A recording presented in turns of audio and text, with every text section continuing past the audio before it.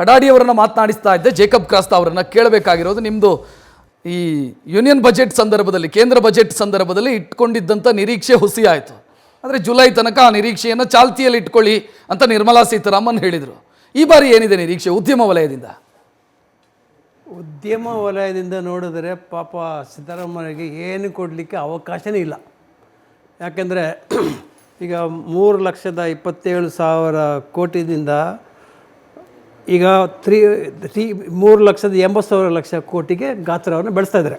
ಅಂದರೆ ಕಮ್ಮಿ ಆದರೆ ಈಗ 53,000 ಕೋಟಿಯನ್ನು ಅವರೀಗ ಕ್ರೋಢೀಕರಣ ಮಾಡಬೇಕು. ಎಲ್ಲಿಂದ? ಒಂದೇ ಅಬಕಾರಿಲಿ ಹಾಕಬೇಕು, ಅಂದರೆ ಡ್ರಿಂಕ್ಸ್ ಮೇಲೆ ಹಾಕಬೇಕು, ಸಿಗರೇಟ್ ಮೇಲೆ ಹಾಕಬೇಕು, ಅಥವಾ ಪೆಟ್ರೋಲ್ ಮೇಲೆ ಸೆಸ್ ಹಾಕಬೇಕು. ಬೇರೆ ಎಲ್ಲಿಯೂ ಸ್ಟ್ಯಾಂಪ್ ಡ್ಯೂಟಿ ಅಂತೂ ಆಲ್ರೆಡಿ ಇದೆ ಇನ್ಕ್ರೀಸ್. ಅಂದರೆ 100 ರೂಪಾಯಿ ಇರುವಲ್ಲಿ 500 ರೂಪಾಯಿ ಮಾಡಿದ್ದಾರೆ ಸ್ಟ್ಯಾಂಪ್ ಡ್ಯೂಟಿನ ಅಫಿಡವಿಟ್ ಮಾಡಬೇಕಾದ್ರೆ. ಈವನ್ ನೀವು ಸಾಲ ತೊಗೊಂಡ್ಬಿಟ್ಟು ಅಪ್ಲಿಕೇಶನ್ ಮಾಡಬೇಕಾದ್ರೆ 0.25 ಇರೋದನ್ನು 0.5% ಮಾಡಿದ್ದಾರೆ. ಅಂದರೆ ಎವ್ರಿ ಇಯರ್ ನಮ್ಮ ಸಣ್ಣ ಕೈಗಾರಿಕೆಯಿಂದ ಬ್ಯಾಂಕ್ ರಿನ್ಯೂ ಮಾಡುವಾಗ ಜಾಸ್ತಿ ಮಾಡಿದ್ದಾರೆ. ಸ್ಟ್ಯಾಂಪ್ ಡ್ಯೂಟಿ ಜಾಸ್ತಿ ಆಗಿದೆ, ಪ್ಲಸ್ ಪ್ರಾಪರ್ಟಿ ಟ್ಯಾಕ್ಸ್ ಜಾಸ್ತಿ ಆಗಿದೆ, ಪ್ಲಸ್ ನೀವು ಲ್ಯಾಂಡ್ ಖರೀದಿ ಮಾಡೋದು ಅದು ಜಾಸ್ತಿ ಆಗಿದೆ. ಬೇರೆ ಇನ್ನು ಎಲ್ಲಿ ಜಾಸ್ತಿ ಮಾಡ್ತೀರಾ? ಹೇಗೆ ನೀವು 53,000 ಕೊಡ್ತೀರಾ? 53,000 ಕೋಟಿನ ಈಗ ಆಲ್ರೆಡಿ ಇವಾಗ ಈ 5 ಗ್ಯಾರಂಟಿನಲ್ಲಿ 38,000 ಈ 8 ತಿಂಗಳಲ್ಲಿ ನೀವು ಸ್ಪೆಂಡ್ ಮಾಡಿದ್ದೀರಾ.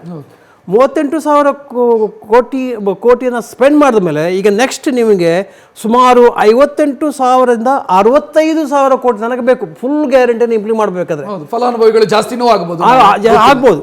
ಅಂದರೆ ಇಷ್ಟೆಲ್ಲ ಖರ್ಚಿರುವಾಗ ನಿಮಗೆ ಕ್ರೋಢೀಕರಣ ಇಲ್ಲಿ ಆಗುತ್ತೆ, ಅದು ನೋಡಬೇಕಾಗುತ್ತೆ. ಅದು ಇವಾಗ ಇನ್ಫ್ರಾಸ್ಟ್ರಕ್ಚರ್ ಮೇಲೆ ಅಂತೂ ಖಂಡಿತ ಕೊಡಲಿಕ್ಕೆ ಸಾಧ್ಯ ಇಲ್ಲ. ಅಥವಾ ನಿಮಗೆ ಇವಾಗ ಪಾರ್ಲಿಮೆಂಟ್ ಇಲೆಕ್ಷನ್ ಬರ್ತಾಯಿದೆ ಏಪ್ರಿಲ್ನಲ್ಲಿ. ಪಾರ್ಲಿಮೆಂಟ್ ಇಲೆಕ್ಷನಿಗೆ ನೀವು ಒಂದು ವೇಳೆ 28 ಸೀಟ್ನಲ್ಲಿ ಅಟ್ಲೀಸ್ಟ್ 5-6 ಸೀಟ್ ಸಿಗಬೇಕಾದ್ರೆ ಏನಾದರೂ ನೀವು ಜನಗಳಿಗೆ ಕೊಡಬೇಕು. ಈಗ ಸೆಂಟ್ರಲ್ನಲ್ಲಿ 4 ಪಿಲ್ಲರ್ನಲ್ಲಿ ಬಡವ, ಅನ್ನದಾತ, ಮಹಿಳೆ ಅಂತ ಹೇಳಿಬಿಟ್ಟು 4 ಪಿಲ್ಲರ್ಗಳನ್ನು ಹಾಕಿಸ್ಬಿಟ್ಟು ಕೊಟ್ಟಿದ್ದಾರೆ. ಅದು ಕರೆಕ್ಟಾಗಿ ಬಂದಿದೆ, ನೋ ಡೌಟ್.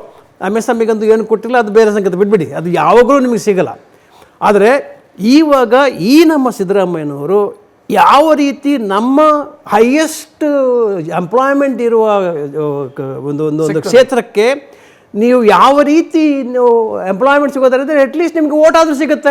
ಓಕೆ, ನಮಗೆ ಇಷ್ಟೊಂದು ಕೊಟ್ಟರು, ನಮ್ಗೆ ಓಟ್ ಸಿಗುತ್ತೆ. ಬಿಲ್ ಬಗ್ಗೆ ನೀವು ಅವತ್ತು ಕೇಳಿದ್ರಿ, ನಮಗೆ ಸಿಕ್ಕಾಪಟ್ಟೆ ನಮ್ಮ ಸ್ಮಾಲ್ ಸ್ಕೇಲ್ ಇಂಡಸ್ಟ್ರಿಗಳಿಗೆ ದೊಡ್ಡ ಸಮಸ್ಯೆ ಆಗ್ತಿದೆ, ಅದನ್ನು ಸರಿ ಮಾಡೋದಕ್ಕಾಗಲಿಲ್ಲ, ಅದಕ್ಕೆ ಕಾರಣಗಳನ್ನು ಬೇರೆ ಕೊಟ್ಟರು. ಹೌದು, ಏನು ನಿರೀಕ್ಷೆ ಇಟ್ಕೊಳ್ತೀರಿ ಹಾಗಿದ್ರೆ? ಸರ್, ನಮಗೆ ನಿರೀಕ್ಷೆ ಇಟ್ಟು ಸೋತು ಬಿಟ್ಟಿದ್ದೀವಿ ಸರ್. ಏನು ಮಾಡಿ, ಯಾಕಂದರೆ ನಾವು ಸಾಲ ತೊಗೊಂಡ್ಮೇಲೆ ನಾವು ಕಂತನ್ನು ಕಟ್ಟಬೇಕಾದ್ರೆ ನಾವು ಕೆಲಸ ಮಾಡಲೇಬೇಕು. ಇವರು ನಿರೀಕ್ಷೆಯಿಂದ ಕೂತು ನಿಮಗೆ ಮಳೆ ಬರದೇ ಹೋದ್ರೆ ಏನಾಗುತ್ತೆ? ಬರಗಾಲ. ಈಗ ಬರಗಾಲ ಅಂತ ಕೈಗಾರಿಕೆ ಇದು ಏನೋ ಕ್ರಾಸ್ತವ್ರೆ ಮಾತನಾಡೋ ಮುಂದುವರ್ಸೋಣ. ಮುಖ್ಯಮಂತ್ರಿ ಹೊರಟಿದ್ದಾರೆ, ನೋಡ್ತಾ ಇದ್ದೀರಿ, ಬಜೆಟ್ ಕಾಪಿಯೊಂದಿಗೆ ತಮ್ಮ ನಿವಾಸದಿಂದ ಹೊರಟಿದ್ದಾರೆ ವಿಧಾನಸೌಧದ ಕಡೆಗೆ. ಅವ್ರ ಜೊತೆಗಿರೋರು ಒಬ್ಬರು ಸಚಿವ ಜಮೀರ್ ಅಹಮದ್ ಖಾನ್ ಅವರನ್ನ ನೋಡ್ತಾ ಇದ್ದೀರಿ, ಜೊತೆಗೆ ಮುಖ್ಯಮಂತ್ರಿಗಳ ಆರ್ಥಿಕ ಸಲಹೆಗಾರ ಬಸವರಾಜ ರಾಯರೆಡ್ಡಿ ಅವರನ್ನ ಕೂಡ ನೀವು ಗಮನಿಸ್ತಾ ಇದ್ದೀರಿ. ಮುಖ್ಯಮಂತ್ರಿ ಹೊರಟಿದ್ದಾರೆ ವಿಧಾನಸೌಧದ ಕಡೆಗೆ ಬಜೆಟ್ ಕಾಪಿಯೊಂದಿಗೆ. ತಮ್ಮ ರಾಜಕೀಯ ಜೀವನದ 15ನೇ ಬಜೆಟ್ ಅನ್ನು ಮಂಡಿಸೋದಕ್ಕೆ ಸಿದ್ದರಾಮಯ್ಯ ಅವರು ಹೊರಟಿದ್ದಾರೆ, ನೋಡ್ತಾ ಇದ್ದೀವಿ. ಬಜೆಟ್ ಕಾಪಿಯೊಂದಿಗೆ ಸಿದ್ದರಾಮಯ್ಯ ಅವರು ಹೊರಟು ನಿಂತಿರೋದು. ಸ್ವಲ್ಪ ಹೊತ್ತಲ್ಲೇ ಕ್ಯಾಬಿನೆಟ್ ಸಭೆ ನಡೆಯಬೇಕು. ಕ್ಯಾಬಿನೆಟ್ ಸಭೆ ನಡೆದ ಬಳಿಕ, ಕ್ಯಾಬಿನೆಟ್ ಅಪ್ರೂವಲ್ ಬಳಿಕ ಆ ನಂತರ ಬಜೆಟ್ ಮಂಡನೆಯಾಗೋದಕ್ಕಿದೆ. ಮುಖ್ಯಮಂತ್ರಿಗಳ ಆರ್ಥಿಕ ಸಲಹೆಗಾರರಿದ್ದಾರೆ. ಇಲ್ಲಿ ಒಂದು ವಿಚಾರವನ್ನು ನಾನು ಇಲ್ಲಿ ಹೇಳಬೇಕು. ಕಳೆದ ಬಾರಿ ಆರ್ಥಿಕ ಸಲಹೆಗಾರರು ಅಂತ ಇರಲಿಲ್ಲ. 15 ಬಾರಿ ಬಜೆಟ್ ಮಂಡಿಸಿದವರಿಗೆ ಒಬ್ಬರು ಆರ್ಥಿಕ ಸಲಹೆಗಾರರ ಅಗತ್ಯ ಏನು ಅನ್ನೋದು ಬಹಳ ಮುಖ್ಯವಾದಂಥ ಪ್ರಶ್ನೆ. ಇರಲಿ, ರಾಜಕೀಯ ಕಾರಣಕ್ಕಾಗಿ ಆರ್ಥಿಕ ಸಲಹೆಗಾರರು, ಕಾನೂನು ಸಲಹೆಗಾರರು, ರಾಜಕೀಯ ಕಾರ್ಯದರ್ಶಿ, ಅವರಿಗೊಂದು ಕ್ಯಾಬಿನೆಟ್ ದರ್ಜೆಯ ಸ್ಥಾನಮಾನ ಎಲ್ಲವೂ ಕೂಡ ಸಿಗತ್ತೆ. ಸೊ ಈ ಬಾರಿ ಬದಲಾಗಿರೋದು ಇದೊಂದು. ಮುಖ್ಯಮಂತ್ರಿ ಹೊರಟಿದ್ದಾರೆ, ನೋಡ್ತಾ ಇದ್ದೀವಿ. ಸ್ವಲ್ಪ ಹೊತ್ತಲ್ಲೇ ಬಜೆಟ್ ಮಂಡನೆಯಾಗುತ್ತೆ. ಬಜೆಟ್ ಮಂಡನೆಯಾಗೋದಕ್ಕಿದೆ. ನಾವೀಗಾಗಲೇ ಮಾತನಾಡ್ತಾ ಇದ್ವಿ, ಇತಿಮಿತಿಯಲ್ಲಿ ಏನು ಮಾಡೋದಕ್ಕೆ ಸಾಧ್ಯ ಇದೆ ಅನ್ನೋದು ಸದ್ಯ ಇರುವಂಥ ಪ್ರಶ್ನೆ. ದುಡ್ಡೆಲ್ಲಿಂದ ತರ್ತಾರೆ? ತರ್ತೀವಿ ಬಿಡ್ರಿ, ನಿಮ್ಗೆ ಯಾಕೆ ತಲೆನೋವು ಅಂತ CM ಅನೇಕ ಸಂದರ್ಭದಲ್ಲಿ ಪ್ರಶ್ನೆ ಕೇಳಿದ್ರು. ಮೀಡಿಯಾದವ್ರು ಪ್ರಶ್ನೆ ಕೇಳಿದಾಗೆಲ್ಲ ಎಲ್ಲಿಂದ ತರ್ತೀರಿ ಸರ್ ದುಡ್ಡು ಅಂತ ಕೇಳಿದ್ರೆ, ನಿಮ್ಗೆ ಯಾಕ್ರಿ ತಲೆನೋವು, ತರ್ತೀನಿ ನಾನು ಅಂತ ಉತ್ತರ ಕೊಟ್ಟಿದ್ರು. ಬಟ್ ಎಲ್ಲಿಂದ ಮತ್ತೆ ಕೇಳಬೇಕು, ನೋಡೋಣ, ಇವತ್ತು ಉತ್ತರ ಸಿಗತ್ತೆ ಅದಕ್ಕೆ. ನ್ಯೂಸ್ ಫಸ್ಟ್, ನಿರ್ಭೀತಿಯಿಂದ ನಿಮ್ಮ ಪರವಾಗಿ.